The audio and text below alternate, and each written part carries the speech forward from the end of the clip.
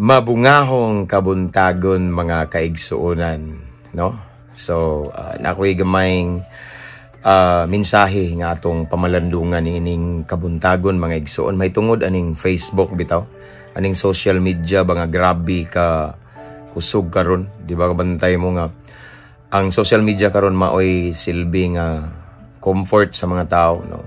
May padulngan kung laayon sila, kung feeling nila boring na kayo, automatically Facebook na yon or Instagram, YouTube, TikTok, no?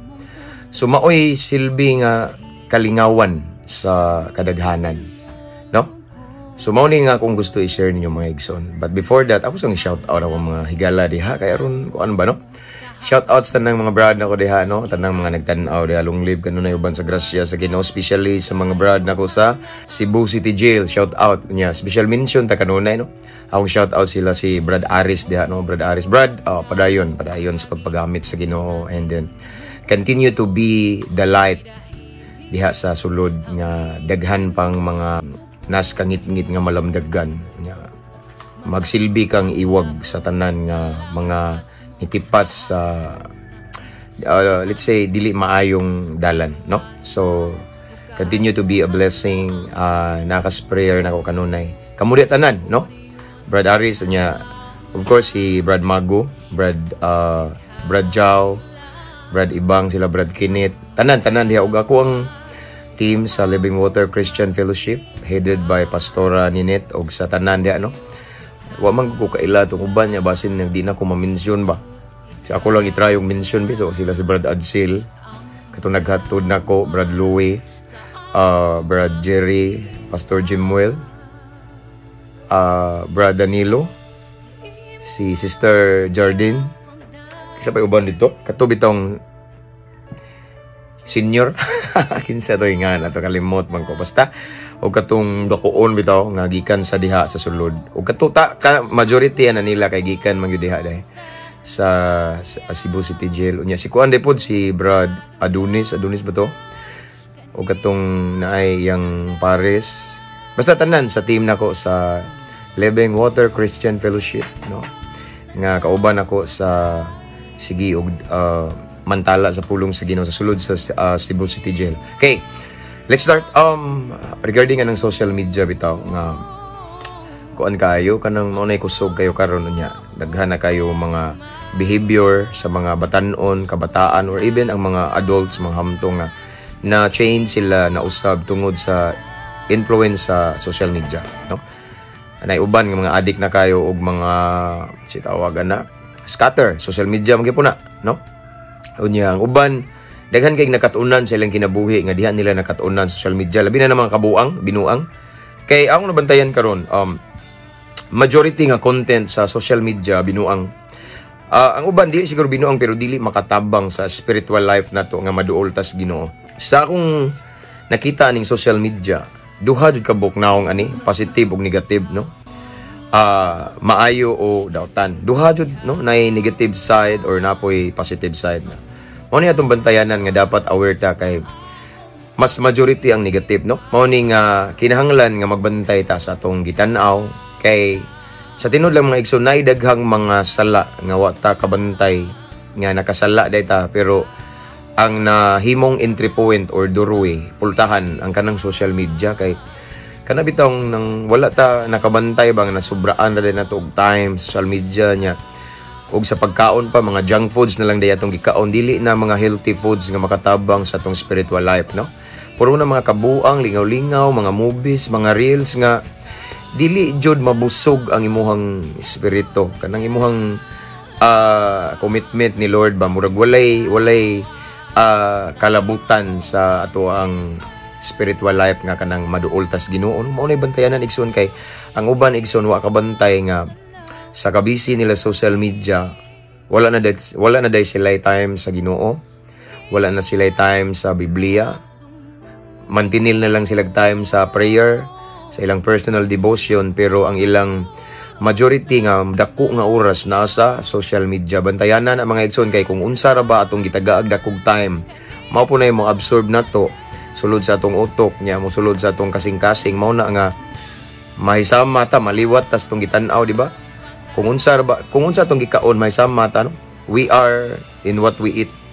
Kuha ninyo, no? So kung unsa tong kanunay gitan-aw, gibusog, gi-feed ba nato nga atong makita sa social media, matakdan ta. Mapit ng uban kuyaw na kay manulti, kuyaw na kay behavior, kay na-influence sila sa mga ilang gitan-aw, mga let's say mga movies, mga nakuan sila ba, no? Natakdan imbis nga kita may mutakod, labi na ni para sa mga Kristiyano, no? Kita magkumpiyansa igsoon, unya mao na nga mag-start na og vlog-vlog ang mga Kristiyano, nya ilang i-vlog-vlog nila. Dili man pang Ginoo kanang base sa ilang nakita sa social media, murag nakuan sila bitaw na natakdan hinoon, na influensya hinoon imbis magpalahi ta, no? Mao na mga igsoon nga bantayanan. Ang social media para nako kay naman ko social media na ako ministry. Mao bitaw hinungdan nga ako jung gibulabog ang lihok sa kaaway, mao nang hisudyo ko sa social media.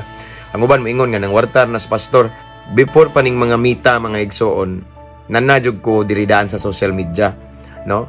Sa una pa lang, no, dugay na kayong panahon, pila na kakatuigan, nagsigi na kog walidaan sa social media kay para nako mas dako siya og area ba kay maabot man sa lain-laing nasod, no? Akong gitan-aw bitaw ang mga mo pa shout out nako kanang mag-live ko ni more than 60 countries na akong gihap nga makakita sa ato ang mga video. So dako kay nig-advantage ang social media kung gamito nimo sa pagpalaganap sa pulong sa Ginoo. Mao na nga diri ko na busy. So ako nabantayan igsoon nga ang social media pwede siya makhatag na tug maayo nga i-impluwensya, pwede sa dili maayo, majority dili maayo. Mao na nga akong kadasig niyo igsoon magbantay ta, no? Pahinumdom na ni warning ba, magbantay ta nga kung unsa tong gitan-aw, gi-click kay dali ra ba kayo maka access og porn or sa tawag na pornography sa social media karon kumpara sa panahon na mo sa una. Sa una maglisod pa mi, pero karon daghan na kay daghang gikog mga namit, mga dagkong tao, mga police officer, mga hippie, mga igsoon nga ningon sila grabe jud kayo ka dautan ng social media karon. Mao na nga sayo kayo ang mga buntis ang uban, no? Kay wa sila kay baw dito dahil sila nakakuha sa social media, no? Mao na mga igsoon nga magbantay ta labi ng mga Kristohanon diha, magbantay kas unsay imong gitan-aw, no? Ay kumpiyansa kay basin sa sige nimong tan-aw diha ug unsa na diha imo na ning giablihan ang panuway nga mo mamuhat sa kinabuhi nimo. Nya mao sa ni bantay, wa ka bantay nga sa kadugayan nimo nga sigtan-aw diha, sige og enjoy sa social media. Ang imuhang relasyon sa Ginoo nag-anam nagkauga kay gamay naman kag time sa Ginoo. Ang Ginoo mantinilan na lang ginig-ampo. Ang Ginoo mantinilan lang mubasag Bible usa ka verse. Basta something ana bitaw dili na gyud ang the best time nimo ihatag ni Lord kay ang imong the best time mong gihatag sa social media. Ang hinungdan nag-uga ang imong relasyon sa Ginoo, nagpatambag na nako, nagpa-advise pastor unsay akong buhaton nga mabalik akong first love ni Lord. Nga naman usa sa nakapauga karon nakapabugnaw sa atong first love ni Lord kaning social media. Wa lang ta kabantay kay lingaw kay ta, pero ako mong prangkanig son dili tanang lingaw nato, nalingaw ang Ginoo. Naay atong gikalingawan nga ang nalingaw ang demonyo. Nya mao nang naganam-anam ka, o nag-ingon ba slowly but surely naganam-anam kag kalayo sa Ginoo. Wala kay gana sa buluton sa Ginoo. Wala na kay gana prayer meeting, Bible study, simba, cottage service or unsa man diha, discipleship basta pang Ginoo. Wala kay gana, daghang kag alibay. Pero narakas balay nagsigi ka og Facebook, sige kag social media, sige kag pakli da, sige kag kuy-kuy anay imong cellphone, sige kag search bisag unsa hangtod naka-search na kag di mao, hangtod na full ka sa sin sa sala, hangtod na hinulsol na pug ka, balik na pug ka ano. Bantayanan igsoon. Ang social media maayo. Ang social media pwede po dili mahimong maayo. Mao na nga siguro kung ikadasig ninyo, pilian yung tan-awon sa social media. Tan-awan ang mga butang nga labi na Kristohanon kanang mas makakaon mo bitaw sa spiritual nga bahin, kana bitaw tanaw mo mga wali diha, mga tanawa ng mabungawong Kristohanon diha, kung mga post or unsa man diha mga igsoon nga mga nag-preaching, no? Basta kanang malipay si Lord kay dili tanan content sa social media makatabang sa imong commitment sa Ginoo or makapaduol nimo sa Ginoo. Naay uban nga nasa social media majority makapalayo, pwede ka mo distansya sa Ginoo. Wala na kay enough time ni Lord, quality time, mantinil na lang si Lord. Sayo sa buntag cellphone kadayon imbis magampo ka. Ang nagpamata nimo igsoon karong buntaga dili cellphone si Lord. That is why the best part of our morning hatag nato ni Lord, no? Ayag kumpiyansa, bantayi ang imong mata. Kay matod bagbalaan kasulatan kani atong mata mao ni suga sa atong lawas. Kung hugaw daw atong mata, atong gitan-aw hugaw sa niya atong tibok lawas. So maimpluwensya atong Kristohanong kinabuhi or posible nga matakdan, ma-influensyahan atong Kristohanong kinabuhi depende sa kung unsa ang atong gitan-aw. So igsuon, pagbantay, pagmatngon, kay basin wala ka kabalo, nag-enjoy na ka pero nalitag na day ka sa kaaway, nalitag na day ka ni Satanas. Usa ka gamayng pagpahinumdom kanato nining taknaas kabuntagon, ampo amping abantita. To God be all the glory. God bless everyone.